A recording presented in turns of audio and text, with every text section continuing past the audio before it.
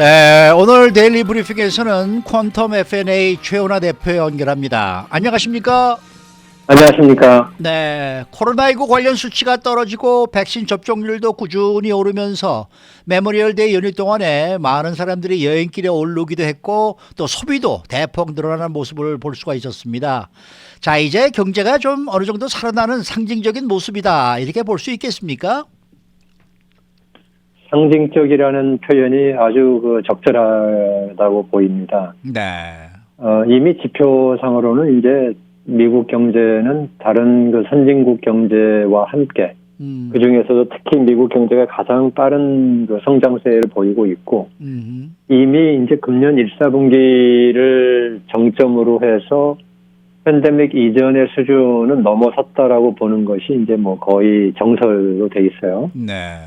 네, 그런 점에서 이제 백신 접종을 하고 많은 분들이 이제는 아마 안심도가 꽤 많이 올라갔다고 볼 수 있겠죠. 이런 상태에서 저희가 이제 맞은 첫 연휴였기 때문에 그동안 이제 답답했던 가슴 이런 부분들을 푸시는 그런 계기가 되지 않았나. 그래서 이제 메모리얼 연휴 때문에 경제가 더 좋아졌다 이런 측면보다는 저희가 이제 경제가 좋아진 이후에 우리가 많은 안심도 하게 되고 백신으로 안심도 하게 되고 경제도 좋아지고 이제 이런 회복세를 확실히 느끼면서 즐길 수 있었던 그러한 이 연휴라는 점이 상징적으로 큰 의미를 가졌다고 이제 볼 수 있을 거고요. 네. 근데 이제 역시 가장 지금 문제가 되는 건 경제가 회복되느냐는 지금 아무도 이제 의문을 제기하지 않고 그거보다는 경제 회복 속도가 빠른데 이 빠른 것을 뒷받침해주는 공급이 제대로 되느냐가 지금 더 큰 문제잖아요. 근데 이번에 이제 서비스 분야에서 연휴 기간에 가장 두드러졌던 분야는 역시 렌탈카 시장이었죠.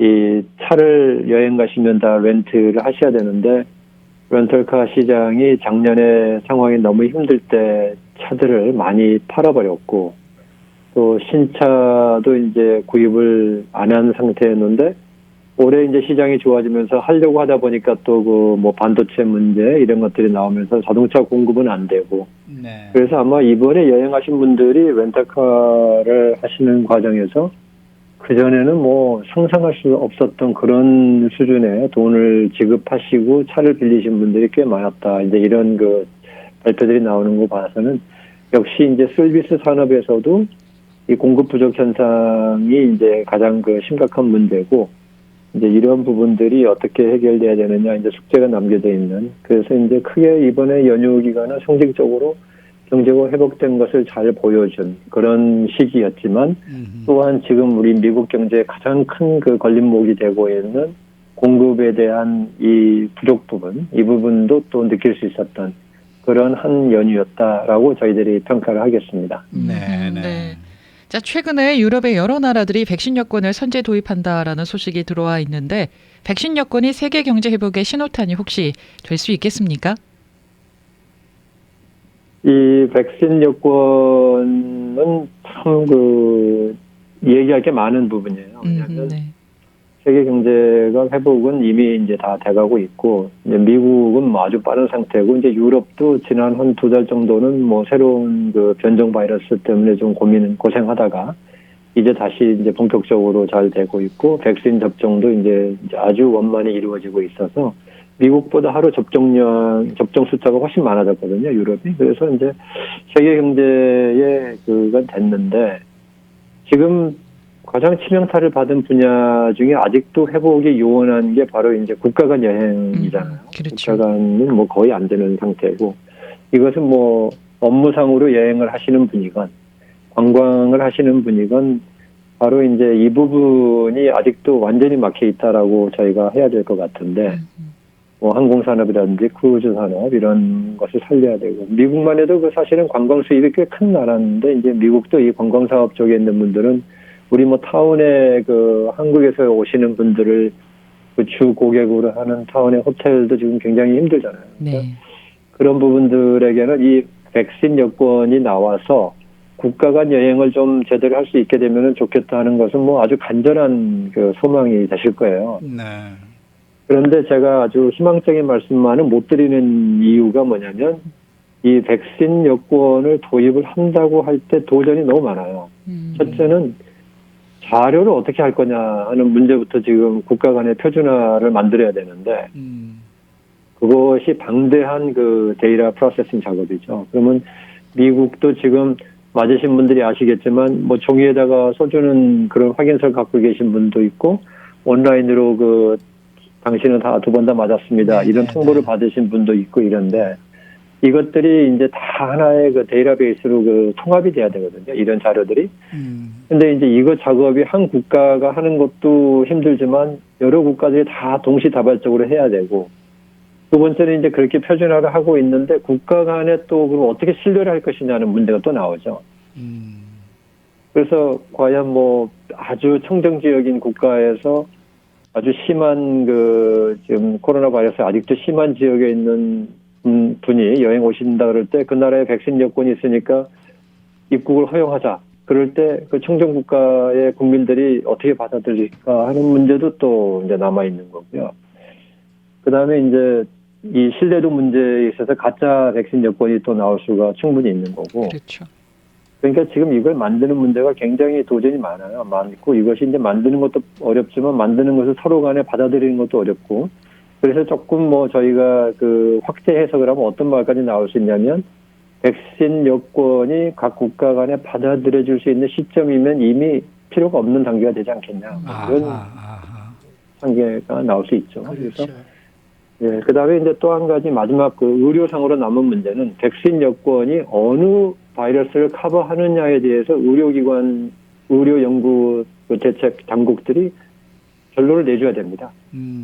화이자 백신을 맞은 분들이 지금 예를 들어서 인디아의 변종이라고 하는데 인디아 변종에도 면역이 되느냐 이제 이런 것도 아직 뭐 확실하게 발표를 못 하고 있으니까 그래서 이 백신 여권은 개념적으로는 아주 그 희망적인 얘기긴 하지만 실제 현실에서 저희가 부딪히기에는 해야 될 일이 너무 많고 이 해야 될 일을 숙제를 푸는 동안에 다른 쪽에서 답이 나올 수 있는 그러한 그 많은 그 숙제를 갖고 있다 이렇게 저희들이 봐야지 될 것 같아요. 네. 이 주식시장 얘기를 좀 해야 되겠는데 말입니다. 요즘 그 AMC 엔터테인먼트라는 것이 10배 이상이나 폭등을 하고 또 게임스탑도 이렇게 오르면서 지금 등락을 연출하는 밈 주식 주가 급등세가 이어지고 있다라는 소식인데 한동안에 그 뭐 코인이 대세였다면은 최근에는 이 밈 주식에 관심이 쏠리고 있는 것 같습니다. 앞으로 주식시장이 밈 주식으로 돌아가는 것이 아니냐 이런 목소리도 나오고 있는데 어떻게 생각하십니까?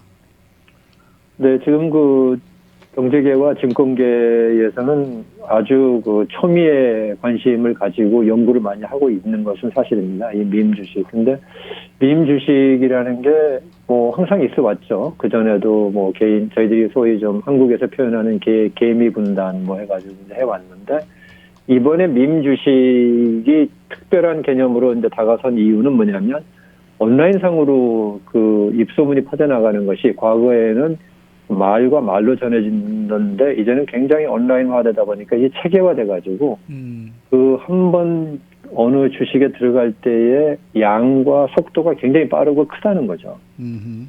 그러다 보니까 이제 AMC 같은 경우도 뭐 이런 도저히 상상할 수 없는 그 등락폭을 유지하고 있고 어제는 그렇게 많이 오르다가 또 오늘은 또 아주 폭락하고 뭐 이런 상황이 나오고 게임스탑도 한동안 뭐 많이 올랐다가 또 다 빠졌다가 또 다시 오르고 이제 이런 것도 있고 그 부분이 다시 또 코인으로 넘어갔다가 이제는 또 코인이 또 빠지고 이제 이런 것을 하다 보니까 이제 그 증권가에서 이 밈 주식을 하나의 분야로 인정할 수밖에 없는 단계가 아닌가라는 그 질문이 나오는 이유는 바로 속도와 규모가 이제 커졌다는 거죠. 속도가 굉장히 빨라졌고 규모가 커졌고 그래서 이제 그동안에 기관 투자자들 중심으로 이루어지던 주식 거래가 이 밈 주식이라고 한 장르, 한 부분이 이제는 현실적인 힘이 되는 게 아니냐는 건데 이제 아직 한 가지 남은 숙제는 뭐냐면 이런 부분이에요.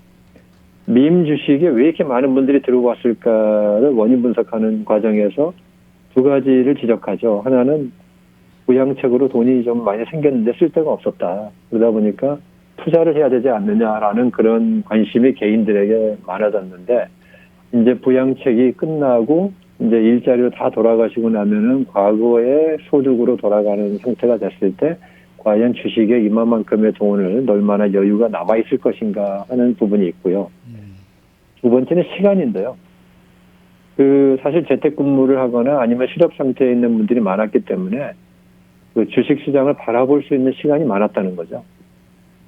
그런데 이제 다시 그 많은 고용이 살아나서 많은 분들이 이제 하루에 바쁘게 일을 하시게 되면은 과연 그렇게 일을 하는 시점에서도 이 밈 주식의 속도와 양을 유지할 수 있을 것인가. 이제 이것은 이제 그 하나의 앞으로 두고 봐야 될 점으로 남았습니다. 그래서 정리를 하면 이렇게 됩니다. 밈 주식은 원래 있었는데 이번에 온라인으로 워낙 규모가 커지고 속도가 빨라지면서 상당히 그 영향력이 커졌는데 과연 이제 팬데믹이 지나고 난 정상화된 그 상황에서도 이게 유지될 것인가? 이 부분은 이제 조금 더 두고 봐야 될 그런 상황이다. 이렇게 저희들이 이제 결론을 내리고 있습니다. 네, 그렇군요. 자, 연방준비제도가 양적 완화 축소에 대한 얘기를 지속해서 흘리고 있는데요. 이달 6월에 연방공개시장위원회 FOMC 회의에서 인플레이션 대응을 위한 양적 완화 축소와 관련된 힌트를 던질 가능성이 있다. 이런 얘기도 나오고 있습니다. 어떻게 생각하세요? 네, 연준은 당연히 그 두 가지 정책 목표가 있어요. 하나는 그 완전 고용을 이루어서 이제 사람들이 다 일을 하게끔 만들어야 된다는 목표와 네. 물가 안정이라고 하는 두 축인데 이게 서로 상반되는 거죠. 물가 안정을 추구하다 보면 완전 고용이 힘들고 완전 고용을 추구하다 보면 물가 안정이 힘든데 지금은 완전 고용 쪽에 더 축이 가 있어요. 근데 오늘 벌써 신규 실업 청구가 이제 40만 명 아래로 떨어져서 많이 이제 새로 나오는 실업자가 줄어들었고 ADP라고 하는 그 고용 그 서비스 해주는 민간 기업이죠. 거기서 이제 발표된 것에 의하면 고용 증가가 100만 명이 됐다. 지난 5월에 이런 거 보면은 이제 완전 고용 쪽에 점점 가까워 오니까 그런 면에서는 이제 물가 안정 쪽으로 이제 축이 좀 옮겨갈 수 있지 않겠느냐라고 보는데 지난 그 4월에도 이렇게 좋았었어요, 자료가. 근데 노동부가 발표한 4월에 공식 고용 증가가 연준이 기대했던 100만 명은커녕 26만 6천 명이라는 아주 크게 못 미치는 숫자가 나오면서 지금 주춤한 상태인데 이제 내일 또 발표되거든요. 내일 5월 숫자가 이제 연준의 기대치만큼 나온다고 했을 때 지금 기대치는 한 65만 명 정도 수준인데요.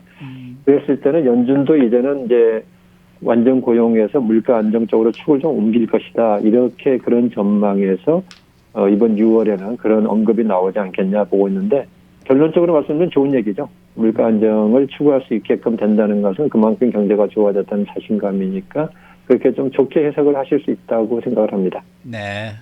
오늘 말씀 잘 들었습니다. 네, 감사합니다. 네, 감사합니다. 지금까지 퀀텀 F&A의 최은하 대표와 함께했습니다.